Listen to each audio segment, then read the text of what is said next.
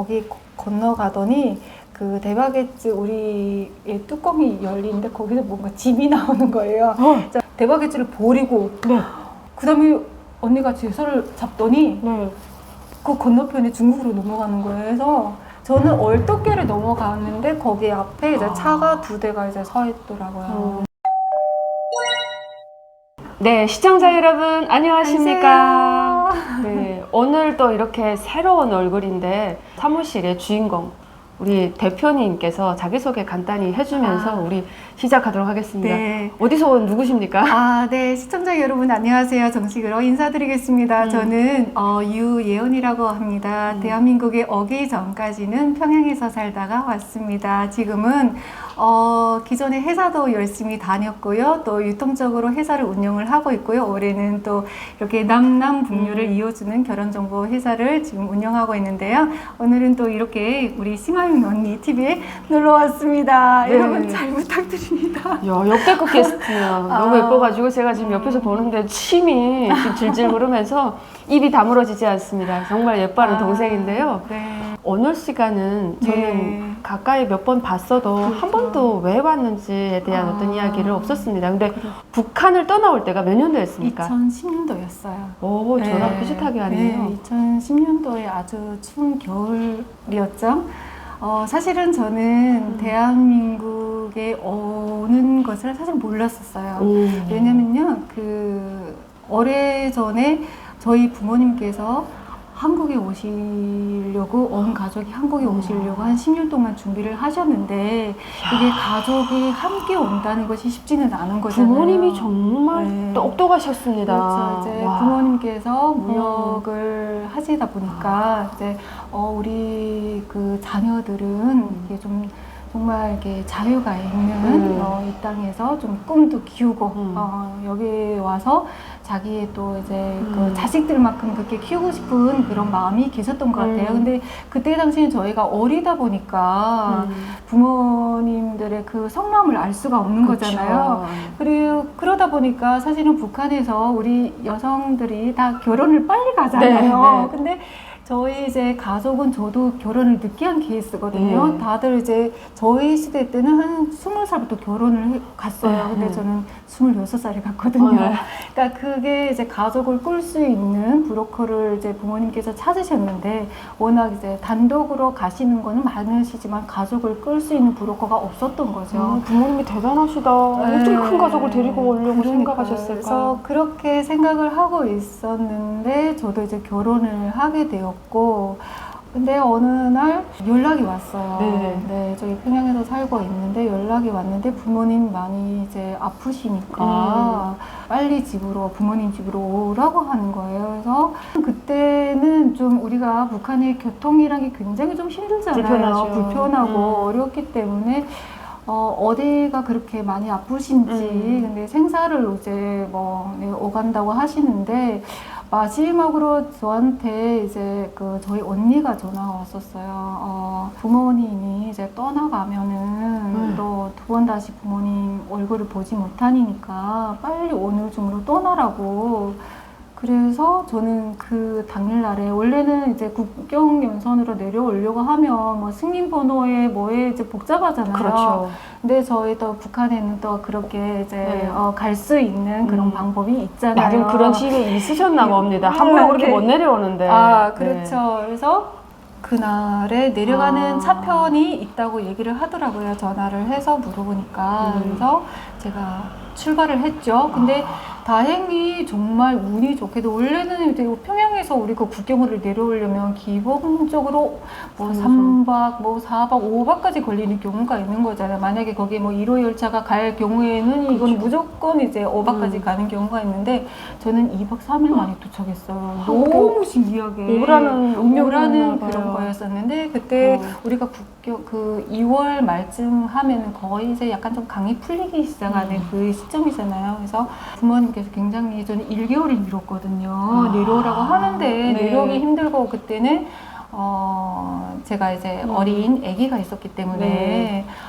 이동하기 너무 힘들어졌어요. 그래서 한번 이제 날 잡아서 내려가야 되겠다는데 너무 이게 뭔가 의미심장한 얘기를 남겼기 때문에 약간 좀 이상하더라고요. 아, 그때 이미 이상함을 느꼈어요. 그래서 예전에 언뜻 제가 결혼을 하기 전에 언뜻 그런 뭐 이제 언니한테서 우리가 뭐 이런 생각을 갖고 있었는데 뭐 이제 언뜻 그러니까 비슷한 얘기는 듣긴 들었지만 그거에 대한 믿음은 없었어요. 네네. 그리고 우리가 결혼 생활을 다 하고 아이를 낳고 살고 있기 때문에 근데 떠나오면서 마지막으로 제가 살던 이렇게 집 문을 딱 닫으면서 뭔가 그 느낌이 오더라고요. 삘이라는 게 있지. 네. 오는 게 이제 설마라는 그런 느낌으로 해서 저녁 행을 타는 이제 가는 열차를 타고 내려왔는데 제가 도착한 시간이 새벽이었거든요. 집으로 새벽에 도착했는데 저는 집도 못 들어갔어요. 부모님 집 못 들어가고 새벽에 이제 그 언니가 마중 나온 거예요. 나와서 저희가 이제 그 북한은 물 사정이 굉장히 좀 어렵잖아요. 근데 국경 같은 경우에는 그 압록강, 압록강을 가운데로 이제 물 구덩이를 파서 물을 매일 새벽마다 이제 왜냐면 낮에는 빨래를 하고 뭐 그런 부분이 있어서 새벽에 깨끗한 물을 기르려고 다 나가시잖아요. 근데 그 압록강을 건너야 되는데, 그러니까 건넌다는 생각은 안 하고, 우리가 저기 이제 뭐 이렇게 대바게지 같은 걸 갖고 나오셨더라고요. 언니랑 어머니랑. 그래서 뭐 새벽에 이제 내가 도착했는데 나보고 이제 물을 길어가지고 떠나서 들어가자고 얘기를 하시는 거예요. 그래서 조금 속으로는 깜짝 놀랐겠다. 아니 뭐 새벽에 도착한 딸한테 뭐 이렇게 뭐 물을 깃고 들어가려고 하냐고 그래서 약간 조금 힘들었잖아요. 저도. 그렇지. 금방 지금 기차에서 내렸는데 노동을 시키니까. 네, 그래서 일단은 뭐 우리 옛날에는 뭐 우리가 이제 북한에는 자가가 없는 거잖아요. 근데 이제 제일 교포들은 자가를 허용을 했었어요. 그래서 그 사람들한테 이렇게 여기로 말하면 택시비라는 그런 게 이제 운용 그런 비용을 주면은 이제 뭐 열차에서 짐을 싣고 뭐 집까지 이동하는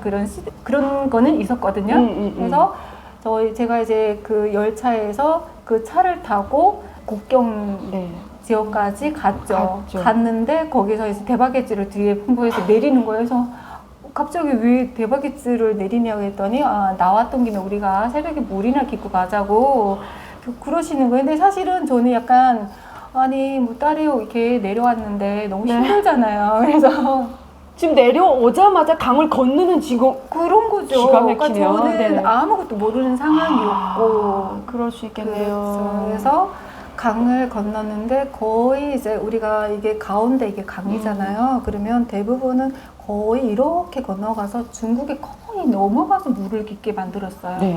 뭐 거기까지 걸어가는 데는 크게 의심을 없었어요. 거기 건너가더니 그 대바게지 우리의 뚜껑이 열리는데 거기서 뭔가 짐이 나오는 거예요.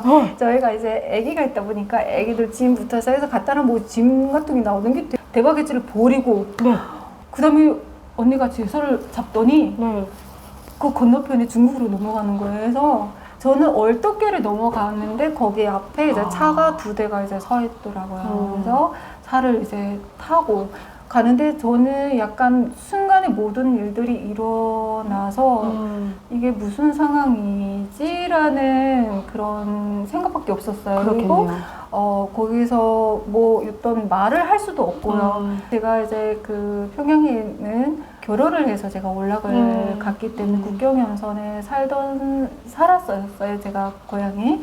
근데 물어봤어요. 뭐라고 물어봤어요? 누구에게 물어봤어요? 어머니한테 물어봤죠. 그때 같이 했던 게 어머니가? 어머니한테. 뭐라고 했습니까? 첫 마디에. 갑자기 이게 무슨 상황이냐고.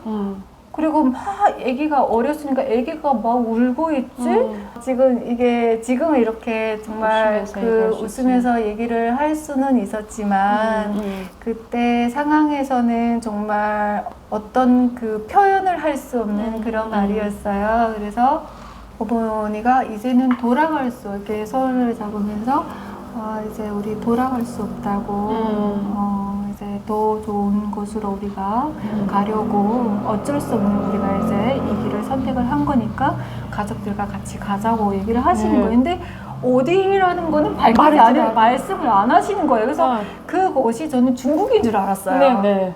이게 그러면 우리가 이제 중국에서 사냐고 물어봤더니 일단은 우리가 정해진 곳이 있으니까 우리가 이제 거기로 가면 된다고 얘기를 하시는 거예요. 근데 그때 당시에 또 남자 동생도 안 보이고 뭐 아빠도 안 보이고 뭐 이러는 상황이어서 더 물어볼 수가 없었어요. 일단은 그때는 정신이 반으로 뭔가 이게 나가 있었어요. 이게 갑자기 뭔가 준비되지 않은 상황에서 부모가 아프대서 내려왔는데 내려와서 집에 들어가기 전에 갑자기 강을 건너서 나는 뭐 어디로 가야 된다 이렇게 얘기를 하니까 그렇게 저의 이제 탈북의 길이 시작됐습니다. 그렇게 저의 이제 대한민국의 길이 이제 시작되었죠. 그러면 제가 여기서 물어보고 싶은 게 있어요. 자, 부모님이 내려오라고 해서 아예 예견하지 않고 내려왔다가 갑작스럽게 물을 기르러 가야 되는 데서 물을 깃다가 지금 넘어온 상황이에요. 그렇죠. 언제 지금 우리 가족이 한국으로 가고 있구나라는 걸 아셨어요? 그거는 저희가 사실은 국경에 있다 보면은 저희 국경 연선에 있는 사람들은 각 그 국경 쪽에 대방들이 다 있어요. 대방이라고 하면 중국인인데 자주 연락을 하는 이제 사람이죠. 뭔가 서로가 이제 물건을 교환하고 우리가 여기서 뭐를 먹고 싶다고 전화로 북한에서는 거의 국경 연선에 있는 사람들이 우리 흔히들 이제 표현이 전화기를 핸드폰을 가지고 따그다 그러잖아요. 그래서 따그다를 가지고 이제 표현을 하면은 우리가 뭐 선물이라던가 뭐를 먹고 싶다 그러면 그거를 보내주고 우리는 그러면 그 돈을 이제 돌에다 말아가지고 이제 던져주고 그런 부분이 있었고요. 또 이제 음력설 같은 경우에는 대부분은 뭐 이제 국경을 넘어서 고무배 보트를 타고 이제 넘어가서 거기에서 뭐 놀다 오는 그런 또 일도 있긴 있어요. 간혹은 뭐 전체적으로 다 그렇지는 않고요. 저는 바로 이렇게 해서 뭐 익숙하던 곳이다 보니까 그래서 저는 부모님께서 내가 이렇게 떨어져 있다 보니까 나한테 가장 좀 이벤트를 해주시려고 그런가 보다. 저는 그렇게 생각했어요. 왜냐면 그때까지는 아빠도 보이지 않고 우리 여자들끼리만의 뭔가 이벤트를 준비하셨나 보다. 얼마나 제가 처리가 굉장히 뭔가 정말 순수한 생각을 갖고 있었죠.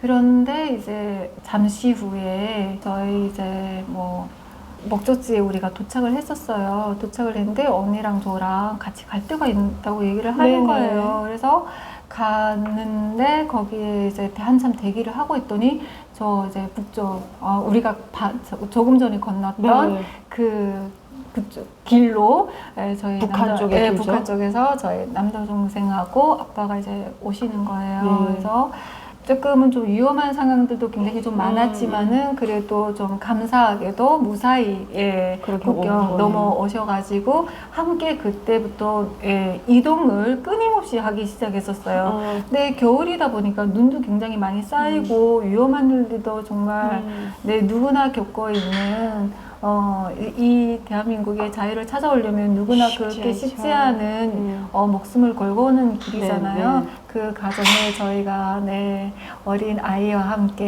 내 아들과 함께 이렇게 오게 되었는데요. 언제 대한민국에 간다는 거를 알게 됐냐면요.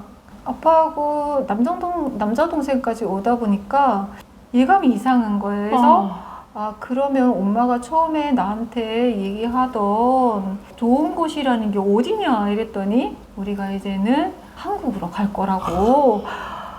그 순간에는 뭐냐면 사실은 원래 한국 간다면 좋아해야 되잖아요. 그런데 나는 준비 없이 왜냐면 알려줄 수가 없는 상황이었어요. 북한에는 모든 유선 전화기가 도청이 되는 부분이어서 부모님으로서는 정말 제가 이제 안타까웠던 거 빨리 내려와야 되는데 내려올 수도 없고 전할 수 있는 방법이 없다 보니까 저만 모르고 있었던 거잖아요. 그래서 눈물이 엄청 흘렸어요. 왜냐면 정리하지 못한 일들도 있고 주변 이웃들도 있고 마음의 정리가 안 된 상태에서 이렇게 와야 되고 저한테는 너무나도 충격적이고 정신적으로 너무 좀 힘든 그런 순간이었었어요. 그런데 가족이라는 그 소중함이라는 게 내가 만약에 정말 그때 제때 알아듣지 못하고 부모님들이 어쩔 수 없이 먼저 저를 후에 먼저 데려온다고 하더라도 부모님이 먼저 떠나고 저는 어떻게 될지도 모르는 상황이었고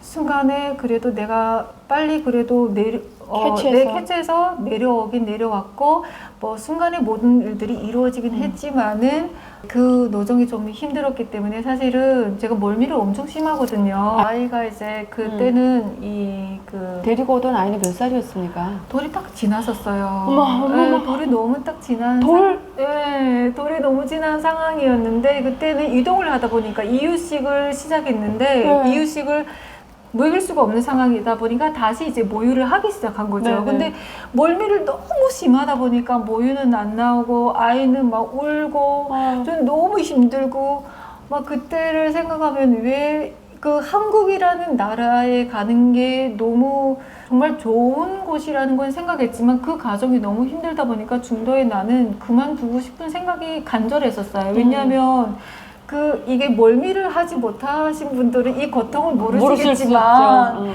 정말 나는 그 순간에는 당장 내리고 싶은 그게 정말 우리가 이 땅 냄새 맡고 싶지? 땅 냄새를 맡고 공기를 마시고 싶은 그게 정말 간절했거든요. 물만 마셔도 진짜 큰일 나는데 오바이트 나죠? 네, 아이를 안고 근데 저희가 뭐 5시간 노동인가요? 막 20시간, 30시간 넘게 끊임없이 가야 되는데 힘들겠다. 거기에 위험까지 감수를 해야 돼서 우리 말을 알아듣지 못하잖아요. 근데 한 가지 중간에 에피소드가 얘기해 주세요. 네. 저희가 일단은 애를 안고 이제 번호를 주잖아요. 버스 번호를. 예. 그런데 번호를 예를 들어 6번이라고 하면 제가 5번에 앉았어요. 근데 한 중국인이 계시더니 뭐라고 얘기를 뭐 이거 내 자리다 얘기하는데 뭐 미안하다는 얘기를 해야 되는데 제가 중국말을 모르잖아요. 근데 옆에서 떼붙이라는 말이 저게 미안하다 그래서 떼붙이라고 했더니 맨슬 뭐 이렇게 하는 거예요. 굉장히 그 뒤에서 뭐 우리 가족도 진짜 엄청 웃고 그 사람도 왠지 어색한 그 발음에 웃고 근데 설마 뭐 애를 안고 이제 제가 북한 사람이랑은 상상 못했겠죠. 그런 과정을 통해서 왔는데 중간에 휴게 가정실이 있잖아요. 네. 어떻던가요? 살 것 같죠? 와, 살 것 같았어요. 막 내려서 거기에 앉아서 애를 안는데 당장 저 버스를 언제까지 내가 저걸 타고 가야 되나. 기약 없는 길. 네, 정말 그때가 너무 힘들었었어요. 눈물이 펑펑 났을 것 같아요. 눈물이 펑펑 나고 사실 그때까지는 지금 부모님한테 정말 감사한데요. 부모님이 미웠었어요. 너무 미웠었어요. 왜냐면 이 좋은 대한민국이란 나라를 우리가 이제 매체를 통해서 많이는 알기는 했지만은 이렇게 좋은 세상이 있다는 것을 우리가 오기 전까지는 느껴보진 못하잖아요. 맞아요. 근데 거기 오기까지 너무 내가 여기 도착하기 전까지 내가 죽을 것 같은 거예요. 그 전에 죽을 것 같아서. 네, 죽을 것 같았었어요. 아니면 진짜 옆에 제가 그 봉지를 주더라고요. 멀미를 하는데 그거를 다 없앨 정도로.